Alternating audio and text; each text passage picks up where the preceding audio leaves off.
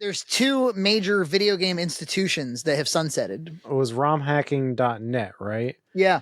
And Game Informer. So I heard there was some drama with romhacking.net.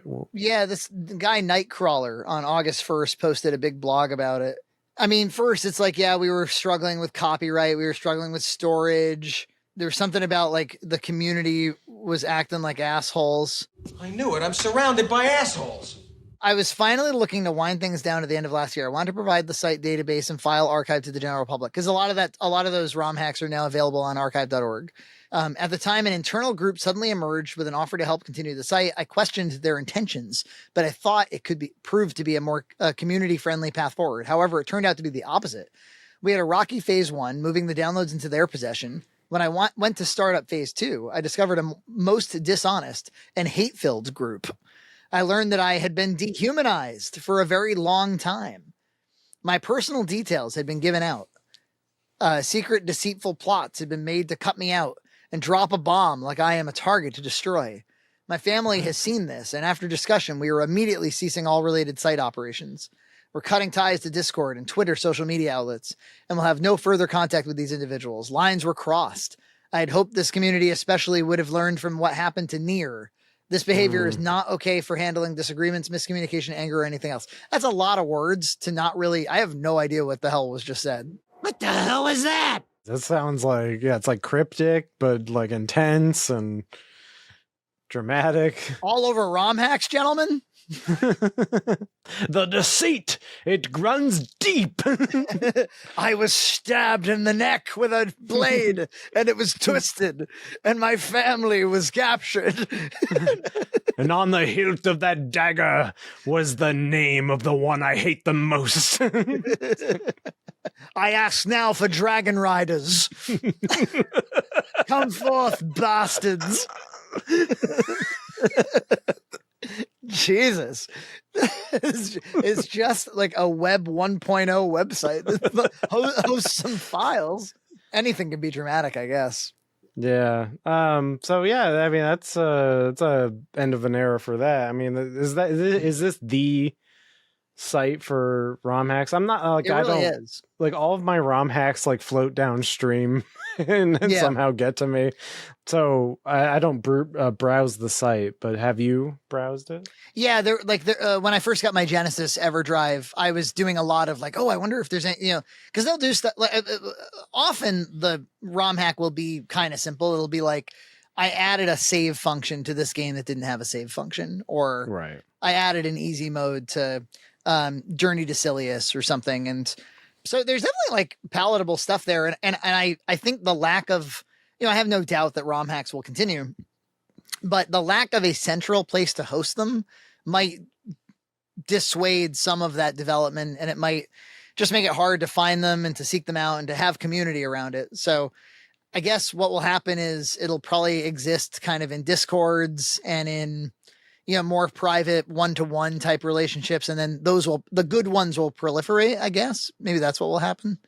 Yeah. Or maybe somebody will have to step up, but yeah, and then once it's on archive.org, it gets pretty like messy and slow to find things. So I hope something can come out of this, but it's very hard with the copyright stuff.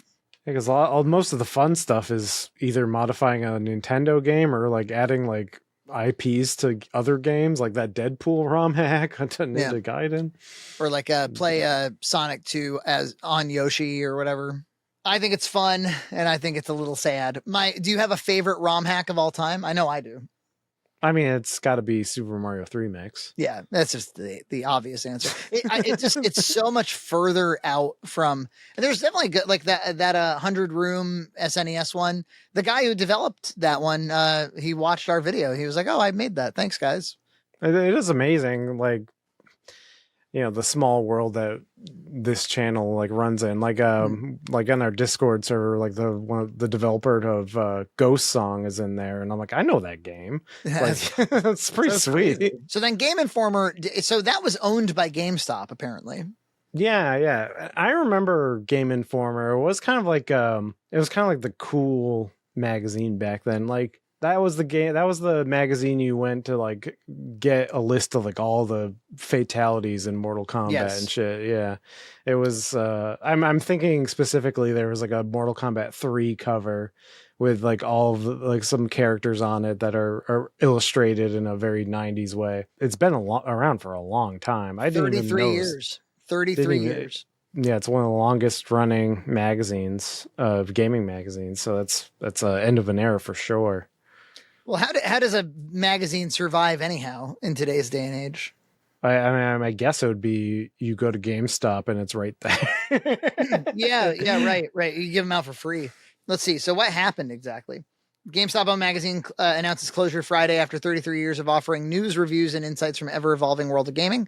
In June, Game Informer published its final issue of 367 dedicated to the game Dragon Age: The Veilguard, the fourth in the fantasy franchise.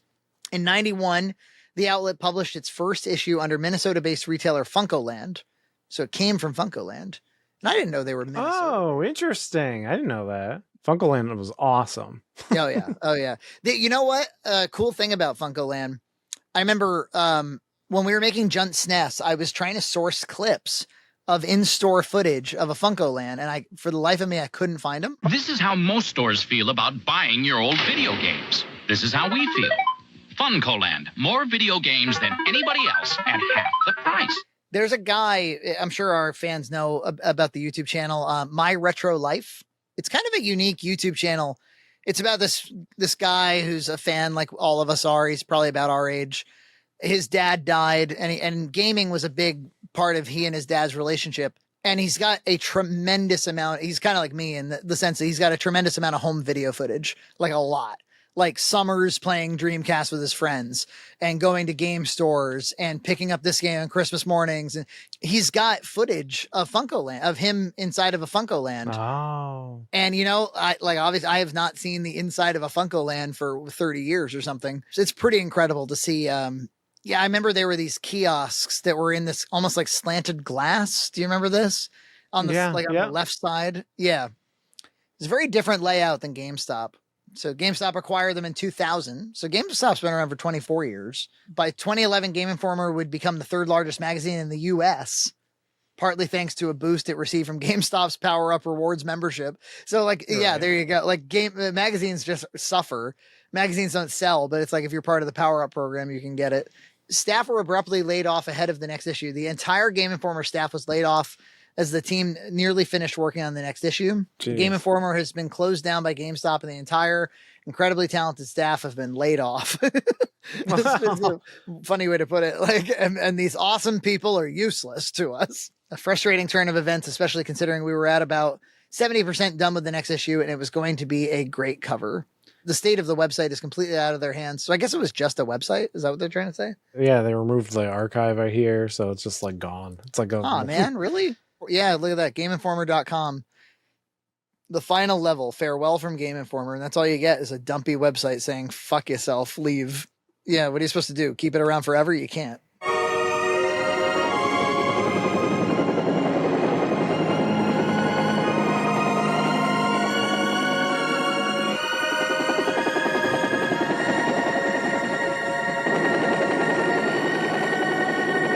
Subscribe to Red Cow Entertainment on Patreon for full episodes every other week.